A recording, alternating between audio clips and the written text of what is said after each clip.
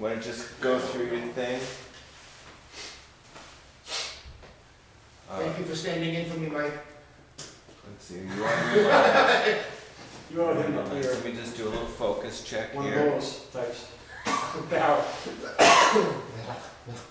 This one looks, this is fun to watch, this one. Yes. I know, I like that. All right. John was helping Down. me here. I'm channeling my inner John. 189. Kobe should be here. Okay, I'm in on you, Evan. Okay. All right, let's take a look at the last part of the form. On the form, you have the channeling punches.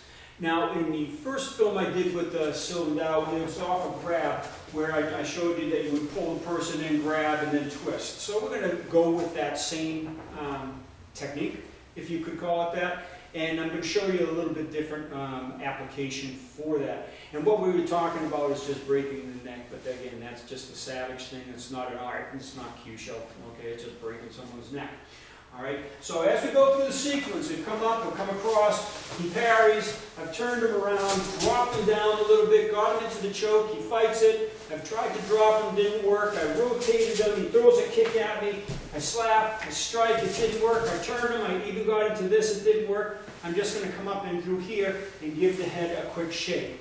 Now let me tell you what happens on this. You've got the nerves that are coming up into the brain. You've got the nerves that are going down, channeling down into the body. What happens when you twist the neck quickly, there's a couple things that happen. First of all, the nerves will stretch on each side and compress on the other side.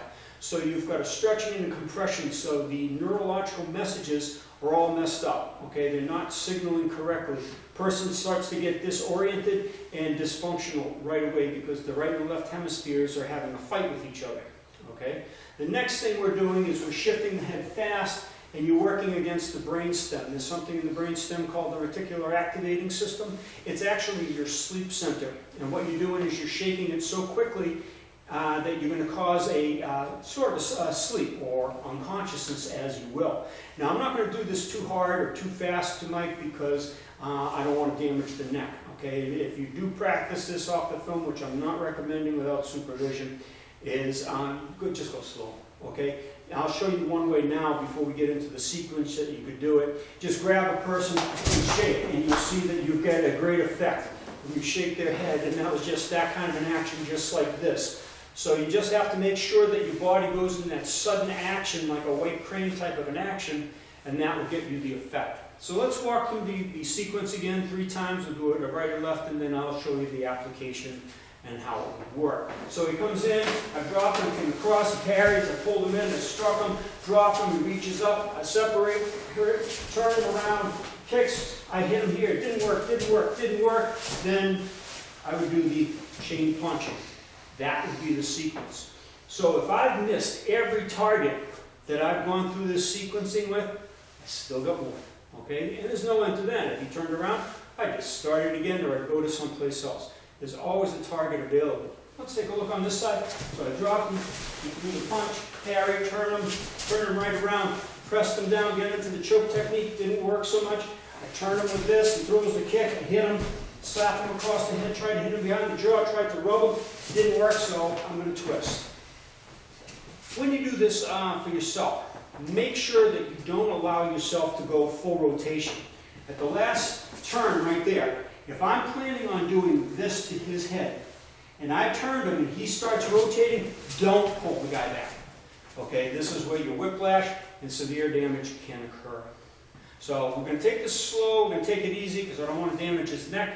Let's go through the sequence. So I've come through, parry right around, twisted him, dropped him, he reaches up, I dropped, didn't work, took him down, come across, tried to rub. Okay.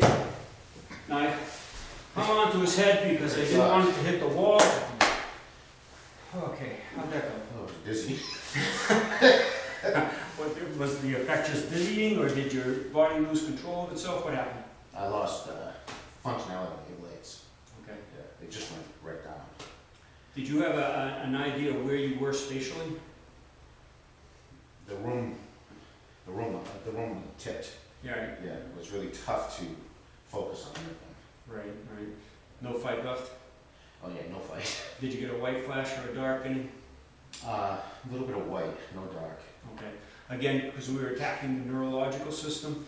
Again, I did it slow, but you could see as the body shifts to compensate for the one direction, it just amplifies the second direction. That's why I say when you do your practice, go slow and cautious. Now, I could feel his body give out. I felt his legs give out just as I was turning. That's why I held his head, because we were close to the wall back here, and I didn't want him to hit his head on that. Also, because if you fall with your head twisted, you can get a whiplash on impact with the floor.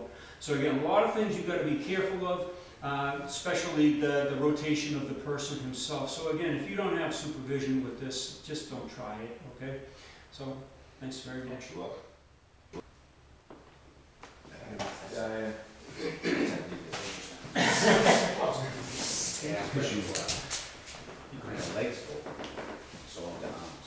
Your arms didn't go either? Oh, they went too. Oh, yeah, They they went just... second. Oh, okay. Legs went and then the arms just kind of just dropped. Oh, So there's no, you're not saving yourself to the ground. Things I can go hard. yeah, no, I saw that, that floorboard coming up there toward the base of your skull, and I thought, you kind of cool, but not You lose vision, like you can't focus on the room. The room just becomes a complete blur. It's just like pieces of it moving around. Sort of like after that fourth period. Pretty much.